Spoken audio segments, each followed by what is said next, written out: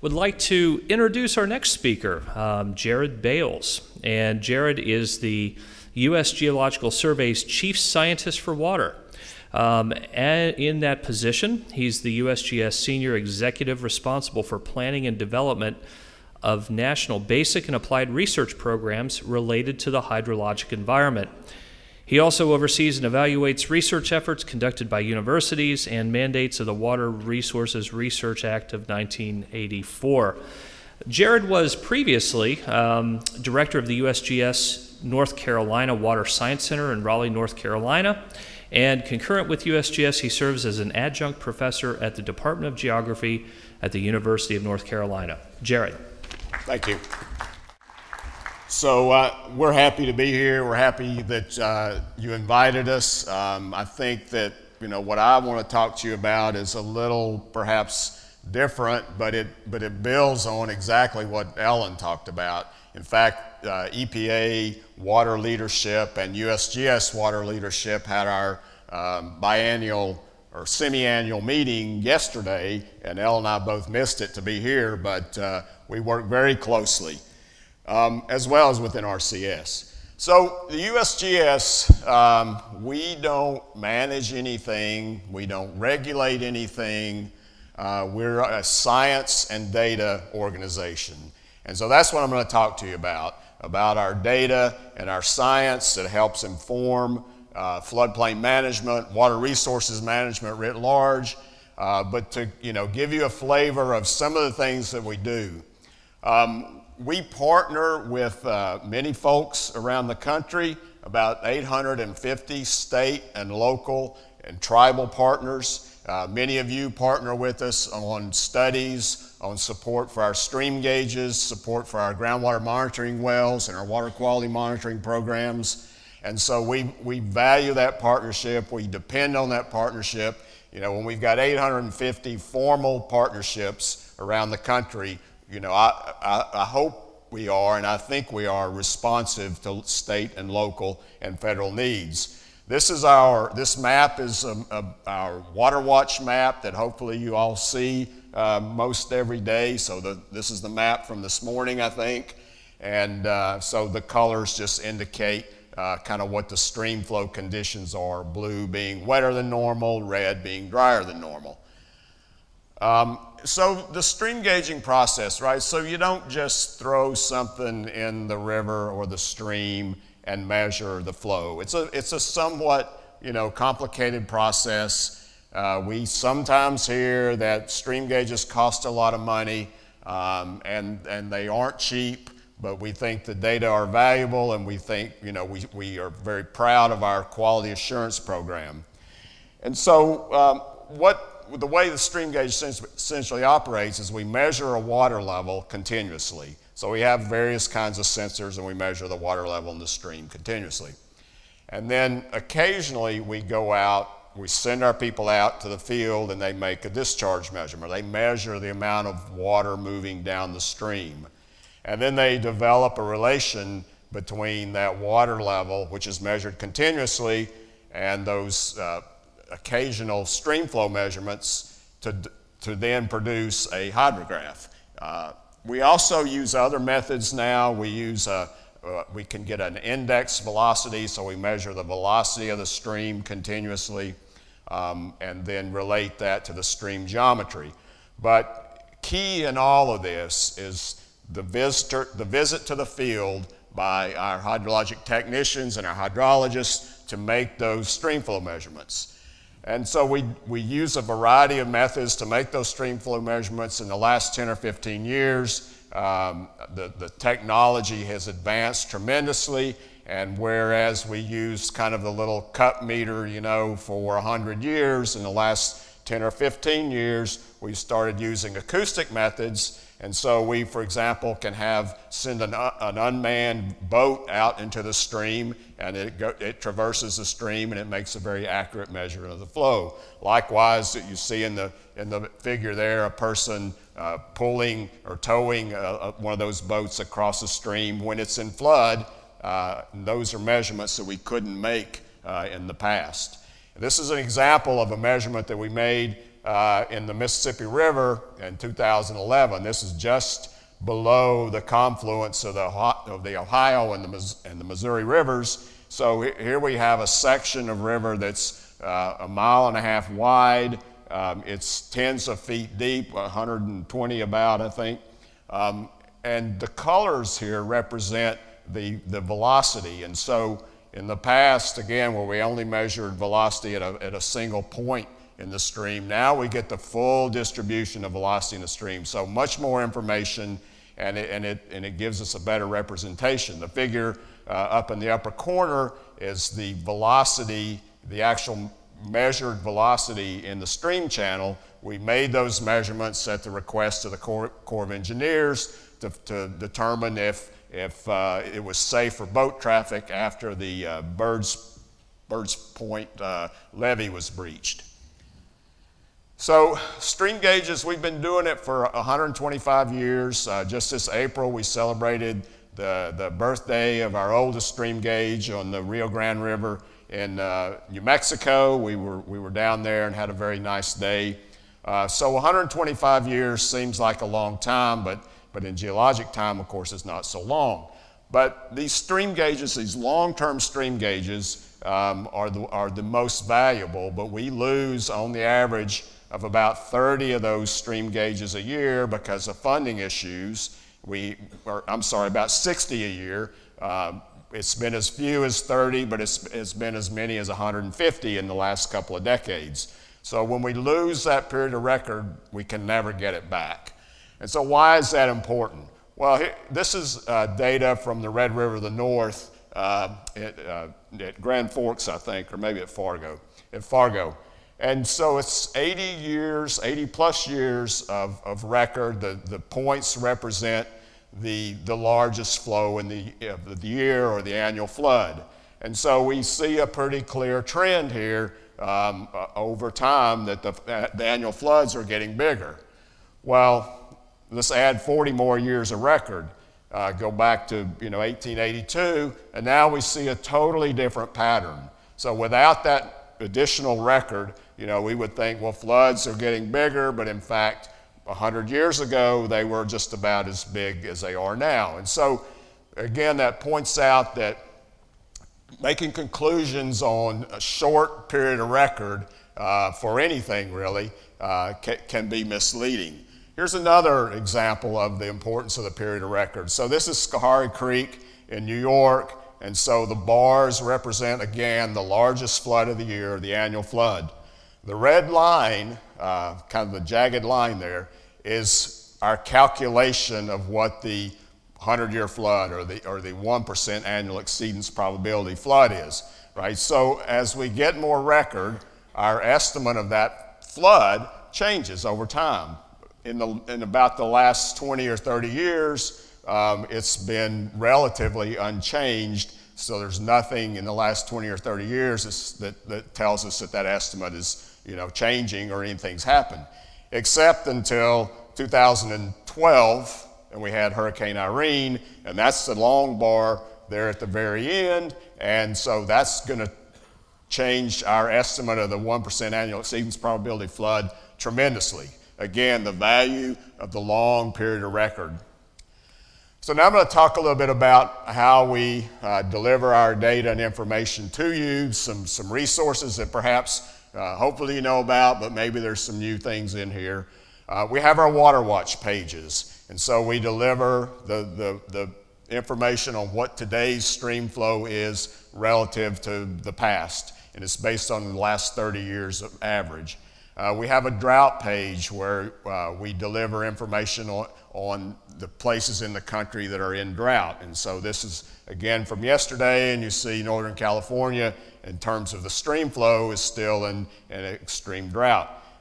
Then we have a page that averages the flow over time, so it's not so much about floods, but it is a good bit of useful information for water resource managers. And then we have a flood page, and so here you see all of the sites, all of our stream gauge sites across the country that are above flood stage or higher than normal. And in the figure, the triangles are actually the places where the river's above flood stage.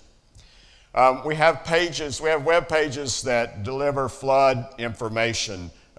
So you can go and you can find some resources about what we're doing, about our flood science, but also documentation of recent floods. So there's, for example, you can go and see what we did for the Mississippi River flood or for other floods, in your locality.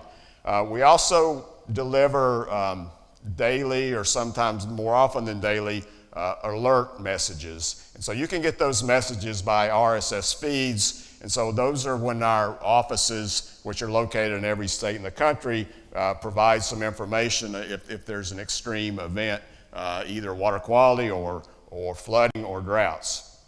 We're working with ASFPM to deliver a citizen science application. I think some of you may have heard about that yesterday afternoon, but it's a smartphone app that allows the public to take images of floods, upload them with some georeferencing, and archive them. And so USGS's role in this is we're providing kind of the database and the storage for this activity, and so we're really excited about that.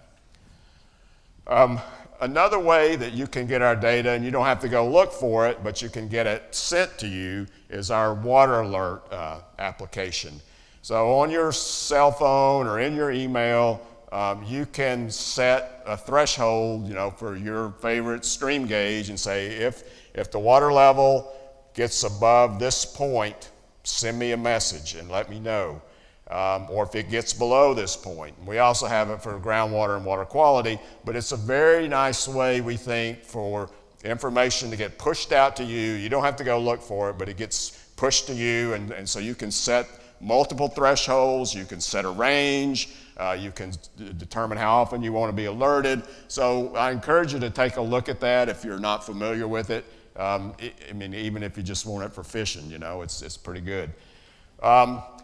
We also are partnering in a formal relationship with NOAA and the Corps of Engineers on something that we are calling Integrated Water Resources Science and Services. And actually FEMA, I believe, we're talking to FEMA about formally joining that partnership as well. So we're doing a number of things through that partnership, including trying to make our data more interoperable and also to develop floodplain maps, floodplain inundation maps as opposed to DFIRMs.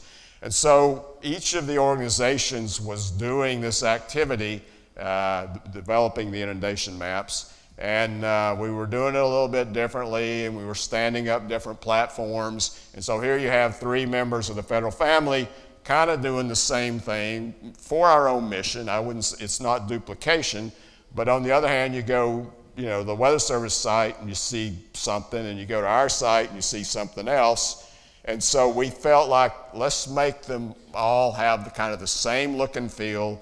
They all conform to the same standards. And so we're working, and we've made some good progress on that. And so the idea is that a stream gauge reports a water level. It goes and pulls a map showing what the inundation is at that point. Or you could use a forecast water level and do the same thing, pull up the map and see, okay, here's what's going to get inundated at this forecast water level. So again, a very nice tool.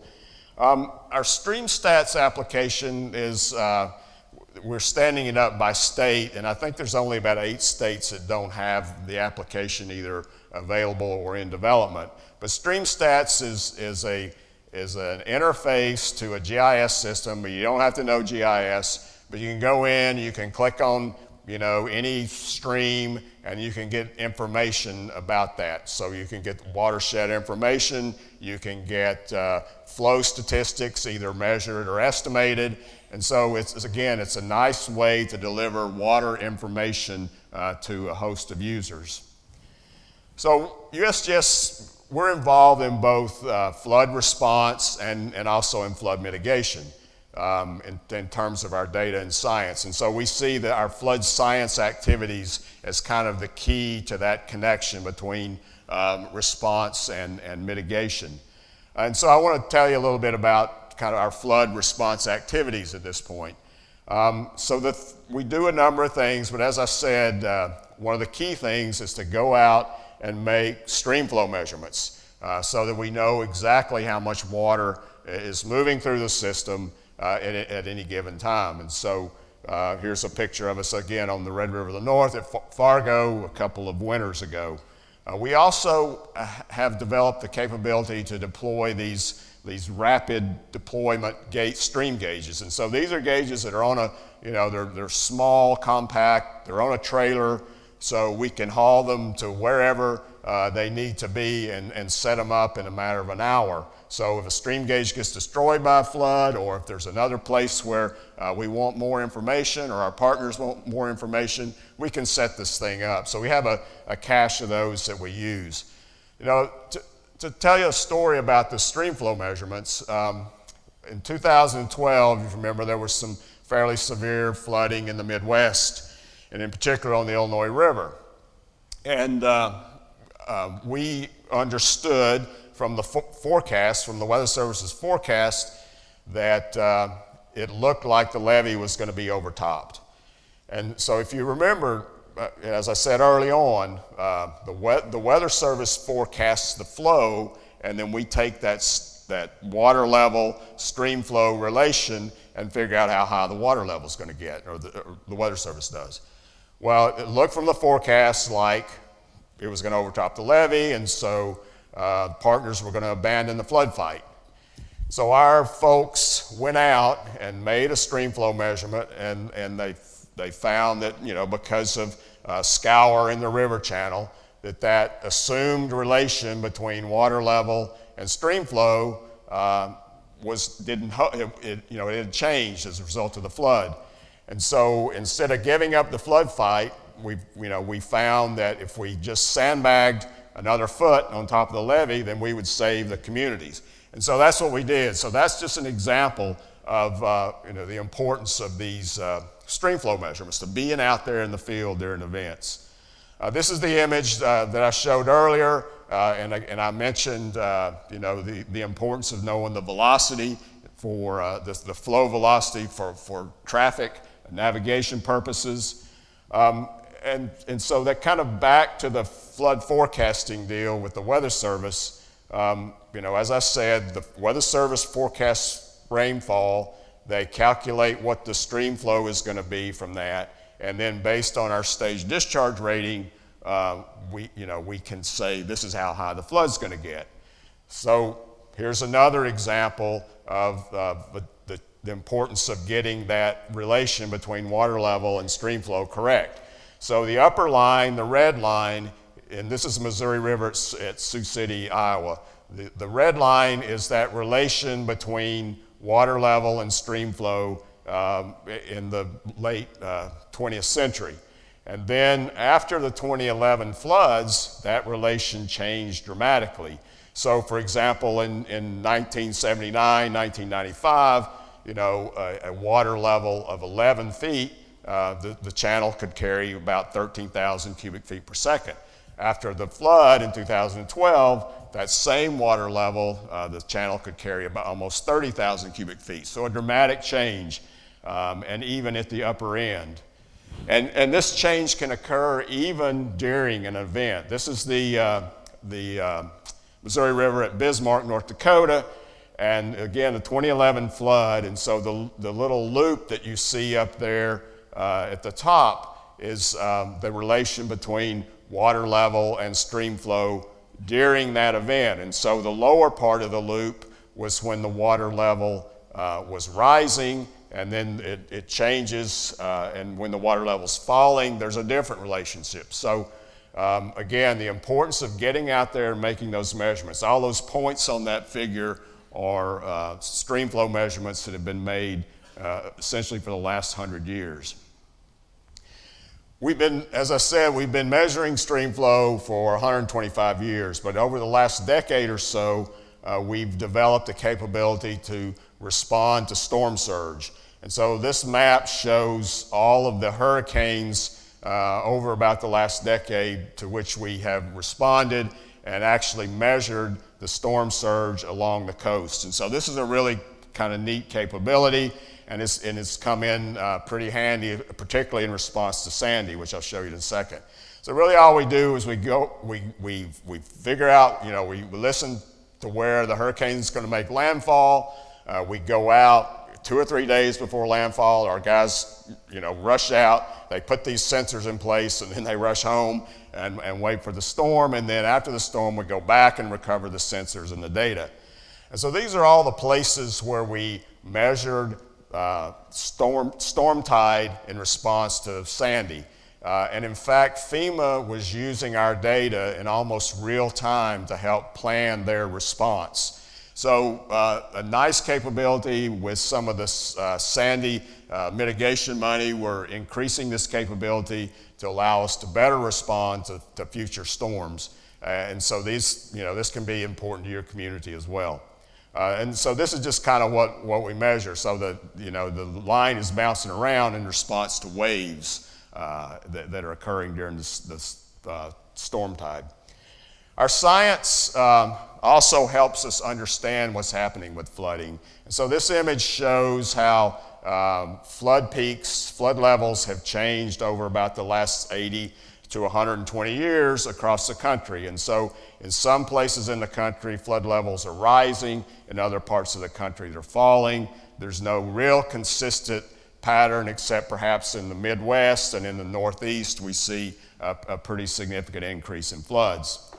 So I'm out of time, so I'm going to skip this one because it's a little complicated. But this one, this image also shows the effects of climate change that Ellen mentioned. So about 75% of the water in the western U.S. comes from snowmelt runoff. Over the last about 40 years, the timing of that peak runoff from snowmelt has changed pretty dramatically, in some cases as much as several weeks. And so this has a pretty important impact on water resource managers in the West. So normally we expect the runoff at this time, but now we're getting it at this time, and we need the water for irrigation, and so the things get out of whack. So this is an example of how our science is helping inform changes. Another example, one that perhaps you might not think of, but how humans are altering water resource distribution. There's some pretty compelling evidence that pumping from the High Plains Aquifer, irrigation in kind of the wheat belt, and then has changed weather patterns. So with that increased irrigation, there's increased evaporation, evapotranspiration. That moisture is moved further to the east, and it falls, and so we're seeing essentially a redistribution of water from the groundwater system in the High Plains Aquifer to streams in the Midwest, which may explain some of those increases in flooding there. This image is from the National Climate Assessment Report that Ellen mentioned, and so there's compelling evidence that rainfall is changing. And so this shows the change in the heaviest rainfall events. So these are the largest 1% of all rainfall events. So, that's not what caused the Mississippi River flood or the Red River North flood, but it does have an impact on, your management of stormwater. So we get these heavier downpours, more water comes more quickly, the infrastructure is not able to handle it, and so we have to adapt. Sea level rise, of course, also impacts flooding. And so it's, you may not think about it, but over the last century, sea level rose on average about 8 inches along the East Coast. Well, what does that translate to in terms of Superstorm Sandy? If we had those 8 inches back, we would have 5 square miles less of inundation. We'd have 75,000 fewer people impacted, and there was about $9 billion of property that was impacted by that 8-inch sea level rise. And then not only is the sea level rising, but the land is subsiding. So you're familiar, imagine with the subsidence in Houston, with the image there showing the telephone pole and the subsidence in the Central Valley of California, since 1925. Significant, but as the land subsides, that means that the property is more vulnerable to flooding. So USGS, as I said, we're a data and science agency. We value our partnerships with all of you, with the federal family, and I appreciate the opportunity again to speak to you. And the venue doesn't allow itself to too much questions, but hopefully we'll have a chance to interact later on. So thank you.